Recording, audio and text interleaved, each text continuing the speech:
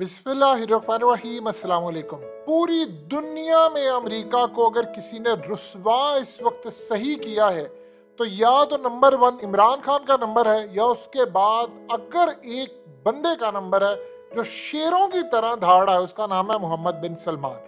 आप यकीन कीजिए कि सऊदी अरब की तारीख में कभी कोई बंदा ऐसा पैदा नहीं हुआ जो अमेरिका को उस जगह पर जाकर डिच कर रहा है जो अमेरिका ने अपने ख्वाबो ख्याल में भी ना सोचा होगा। उस बंदे का नाम है मोहम्मद बिन सलमान, MBS, जिसको मगरिब में या US में कहा जाता है। मोहम्मद बिन सलमान ने शी जिनपिंग को दावत दी है और अब वो सऊदी अरब के दौरे पर पहुंच रहे हैं। और इस दौरे में मोहम्मद बिन सलमान ने ऑर्डर दिया है कि सऊदी अरब की तारीख में सबसे बड़ा इस्तकबाल अगर कभी हुआ था तो वो डोनाल्ड ट्रंप का था। मोहम्मद बिन सलमान ने ऑर्डर दिया है कि ऐसा इस्तकबाल करो कि पूरी दुनिया में किसी का कभी ऐसा इस्तकबाल ना हुआ हो, सऊदी अरब की तारीख में या कहीं भी इस्तकबाल ना हुआ। हम ऐसा शी जिनपिंग का इस्तकबाल करेंगे कि दुनिया देखती रह जाएगी। ऐसा इस्तकबाल उसका करो कि इस रुए ज़मीन पर लोग कई साल तक मिसालें देते रहे और अब वक्त आ गया है कि मैं लीड करूंगा फ्रंट से।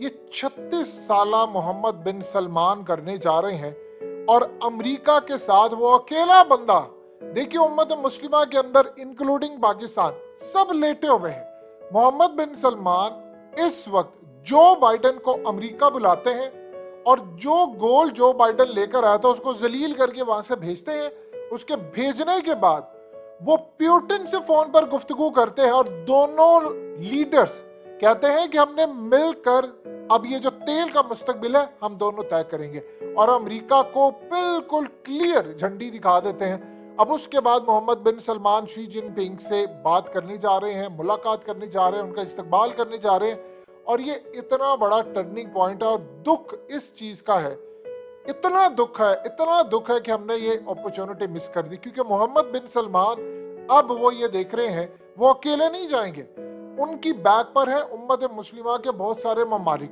सऊदी अरब का है अच्छा खासा असर रसूख।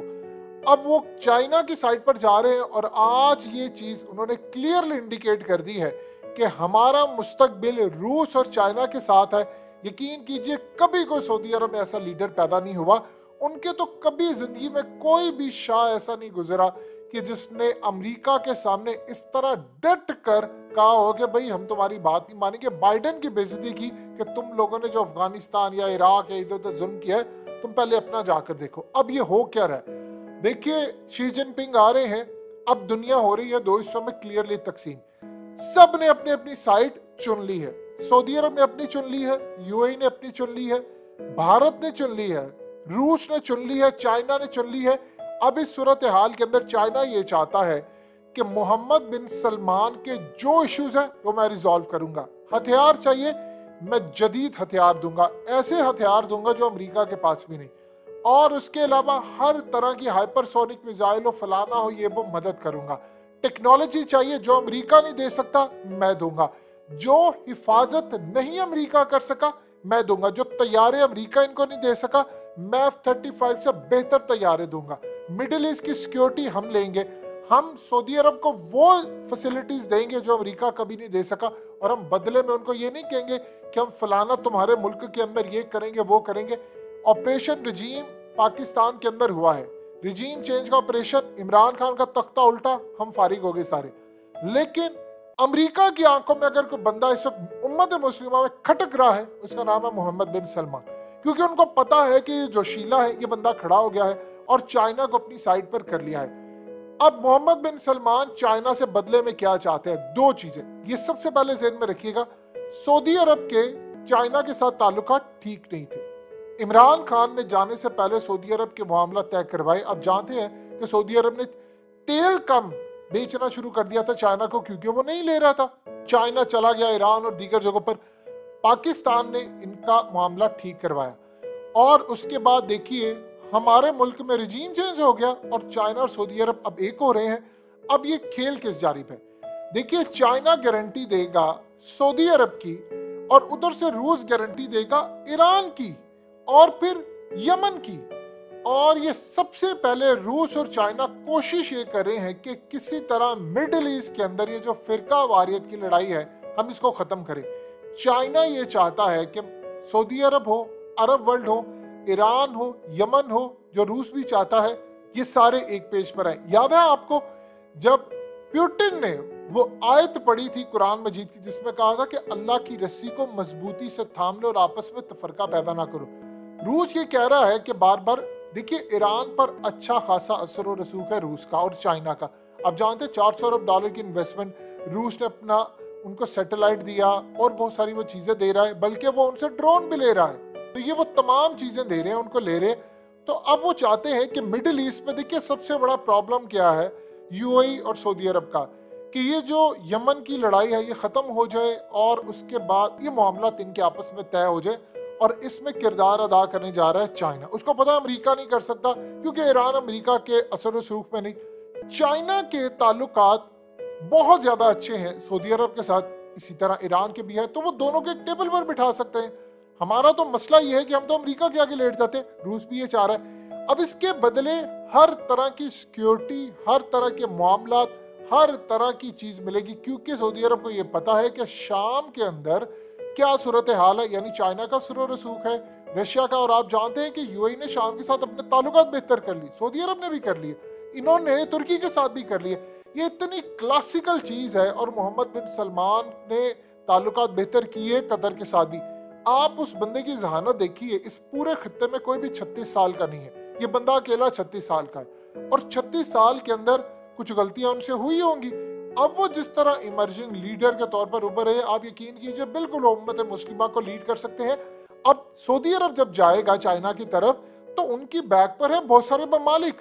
आप ये देखिए कि चाइना का कहा जाता है जी पाकिस्तान पर असर रसूख है, ये सऊदी अरब का। और भाई वो देख रहे हैं कि ये ममालिक, आप खुद बताएं, क्या चाइना अमेरिका के खिलाफ है, सऊदी अरब अमेरिका के खिलाफ है?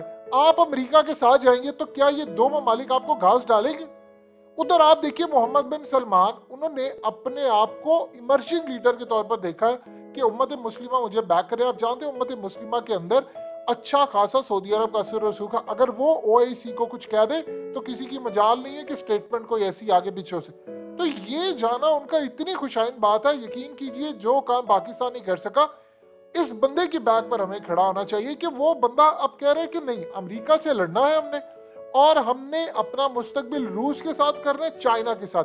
ये काम पाकिस्तान को करना चाहिए था और इमरान खान कर भी रहे थे, लेकिन अमेरिका ने उनका तख्ता उलट दिया। और अमेरिका मोहम्मद बिन सलमान को पसंद नहीं करता, ज़हन में रखिएगा, वो नफरत करता है।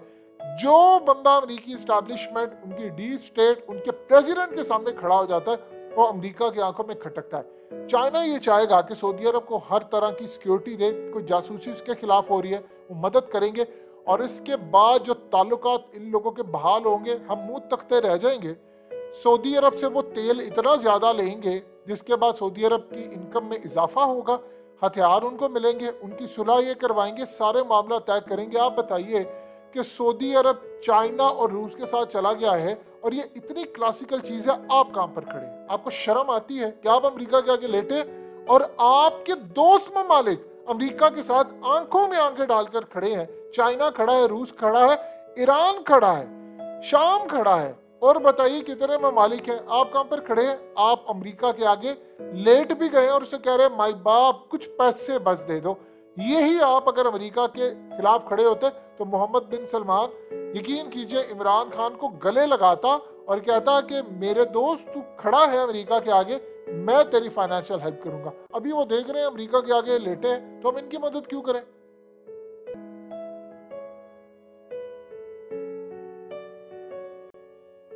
हकीकत टीवी को सब्सक्राइब करना मत भूलें, वीडियो को लाइक करें, शेयर करें और कमेंट सेक्शन में अपनी राय का इजहार जरूर करें।